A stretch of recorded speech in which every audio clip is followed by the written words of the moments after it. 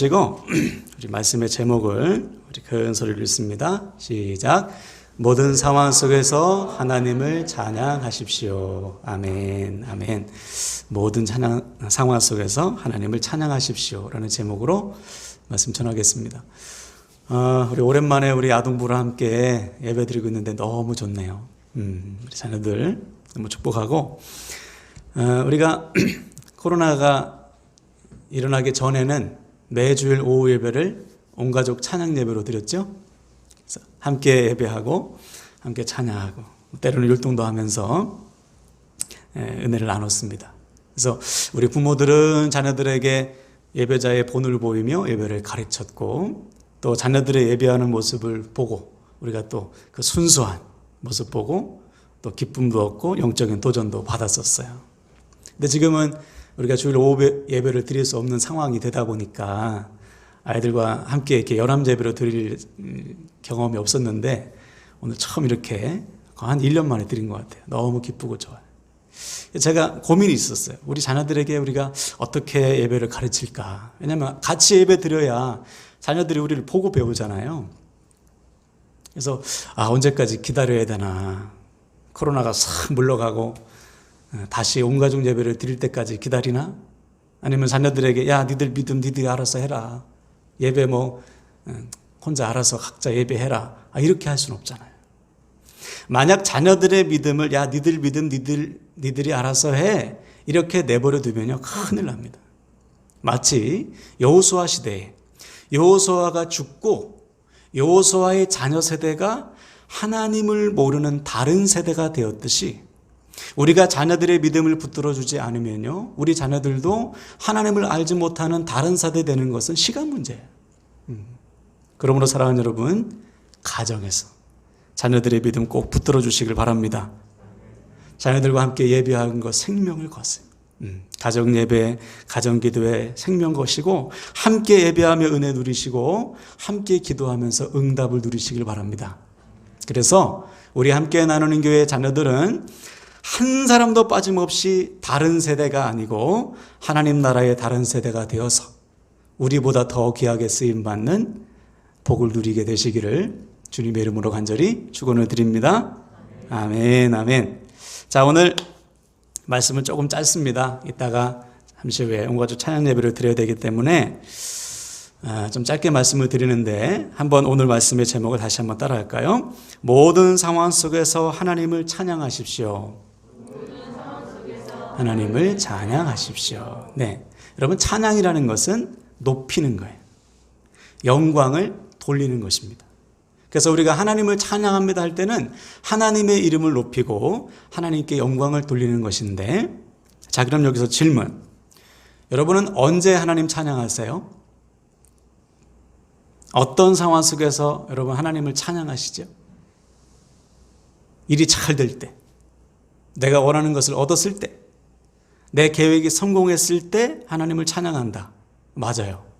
그런 상황 속에서 우리가 하나님 감사합니다, 하나님 영광 받으소서 하나님 앞에 찬양하죠.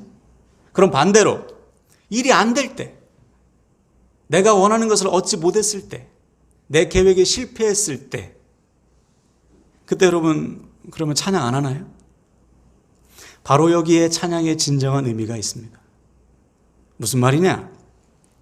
우리가 하나님을 찬양한다고 말할 때 그 찬양은 일의 결과에 대한 찬양이 아니에요.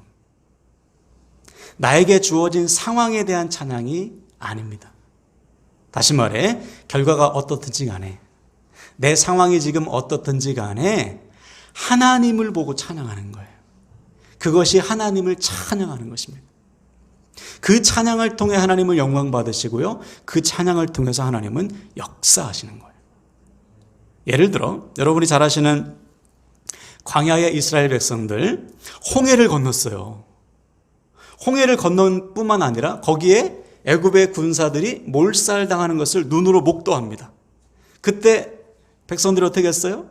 모세의 누나 미리암이 여자들을 다 불러 모아가지고 춤을 추면서 찬양했어요. 자기를 애굽과 애굽의 군사에서 건져내신 구원의 하나님을 찬양하며 높였어요. 하나님께 영광을 막 돌렸다고요. 그런데 3일이 지났어요. 무엇을 만나죠? 마라의 쓴물. 마라의 쓴물을 만나자마자 3일 전에 하나님을 찬양했던 입으로 지금 하나님을 원망하고 저주했어요. 자, 그러므로 3일 전에 이들이 했던 찬양은 하나님을 향한 찬양이 아니지요. 결과에 대한 찬양, 상황에 대한 찬양이었어요. 아, 좋아. 일이 잘 됐어. 지금 내 상황이 좋아. 그래서 하나님을 찬양한 것이지, 그 상황 속에서 역사하시는 하나님을 보지는 못한 것이죠. 그러니까 3일 뒤에 마라의 쓴물을 만나니까 하나님을 저주하고 하나님을 원망하죠. 이것은 온전한 찬양이 아니다. 믿음의 찬양이 아닌 거예요.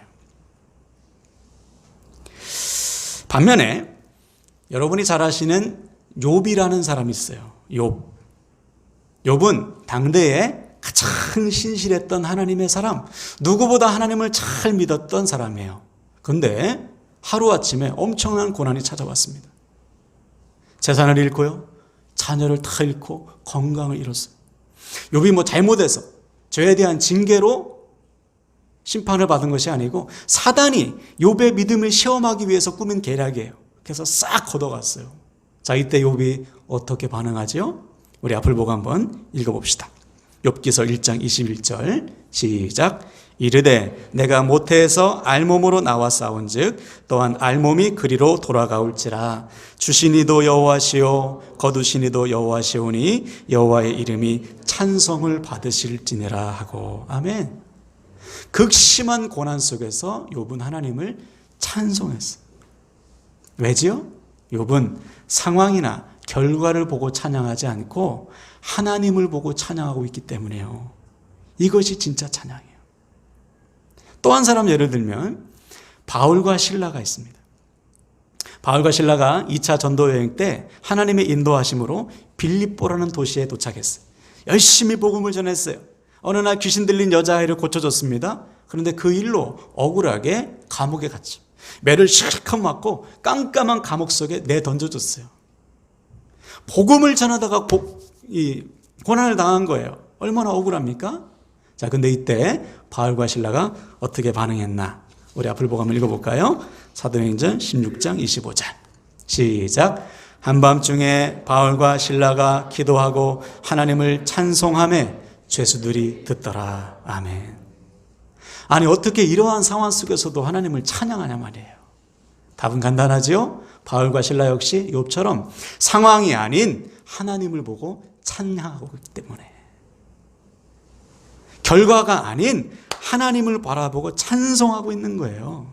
여러분, 이것이 오늘 우리가 반드시 회복해야 될 진짜 찬양입니다. 여러분, 상황과 결과를 보는 찬양 누구나 할 수 있어. 믿음이 없는 사람도 해요. 그러나 상황과 결과에 상관없이 오히려 이 상황 속에서도 역사하실 신실하신 하나님을 믿는 사람만이 하나님을 진짜 찬양할 수가 있는 거예요. 이것이 믿음의 찬양이요, 이 찬양을 통해서 하나님은 진짜 영광 받으시고 역사하심을 믿으시길 바랍니다. 아멘. 오늘 본문도 마찬가지. 시편은 여러분 하나님을 향한 찬양시잖아요. 그래서 추리고 추려서 우리에게 주신 찬양이 150편이에요. 그런데 이 150편의 찬양을 내용을 들여다보면 정말 감사해서, 일이 잘 돼서, 성공해서 부른 찬양은 몇 개 안 돼. 쫙 추려보니까 29편밖에 안 돼요. 감사해서 드린 찬양이. 물론 이 감사도 일이 잘 돼서 한 것이 아니고 고난을 통과해서 하나님 앞에 드린 감사의 찬양이에요. 반면에 고통 속에서 눈물을 흘리며 자기의 고통을 토로한 찬양이 훨씬 많아요. 고통의 찬양을 모아보니까 36편이에요. 그리고 그 외의 모든 찬양 역시 대부분이 고난을 통과한 자가 하나님 앞에 부른 찬양이에요. 무슨 말이냐? 성경에 기록된 150편의 시편 역시 기쁠 때나 슬플 때나 고난 중에나 형통일 때나 모든 상황 속에서 하나님을 찬양한 찬양시란 말이에요. 그러므로 우리는 언제 찬양해야 되는가? 모든 상황 속에서. 잘 될 때도 찬양하시고 안 될 때도 찬양하는 거예요. 왜? 하나님을 보고 찬양하는 것이죠. 그래서 오늘 시편을 마무리하는 오늘 시편 150편의 첫 구절도 한번 보세요. 1절을 보세요. 할렐루야. 그의 성소에서 하나님을 찬양하며 그의 권능의 궁창에서 하나님을 찬양할지어다. 아멘. 할렐루야라는 말이 하나님을 찬양하라라는 뜻이죠. 어디서 찬양하느냐? 그의 궁창에서, 그의 성소에서. 이 말은 하나님께서 다스리시는 모든 세계를 말합니다. 하나님께서 통치하시는 모든 상황을 말해요. 다시 말해 1절은 이 말이에요. 여러분, 모든 상황 속에서, 모든 곳에서 하나님을 찬양하십시오. 왜? 우리가 모든 상황 속에서, 모든 곳에서 하나님을 찬양해야 되는 이유. 2절을 보세요. 그의 능하신 행동을 찬양하며 그의 지극히 위대하심을 따라 찬양할지어다. 아멘. 여러분, 우리가 하나님을 찬양해야 되는 이유는요, 하나님은 전능하세요. 이 말은 무슨 말이냐? 실수가 없으시다는 말입니다. 한번 따라 선포할까요? 하나님은 실수가 없으시다. 할렐루야. 그러므로 찬양하는 거예요. 예. 우리 하나님은 내 상황 속에서도 능히 하나님의 뜻을 이루시는 신실하시고 전능하신 하나님이십니다. 그러니까 찬양이 되는 거예요. 예.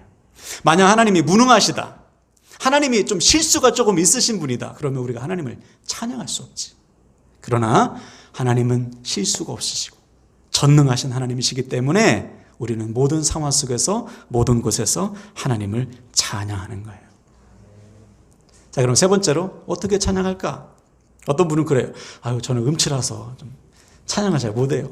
아니에요, 하나님. 하나님은 노래 잘하는 사람의 찬양만 받으시는 게 아니에요.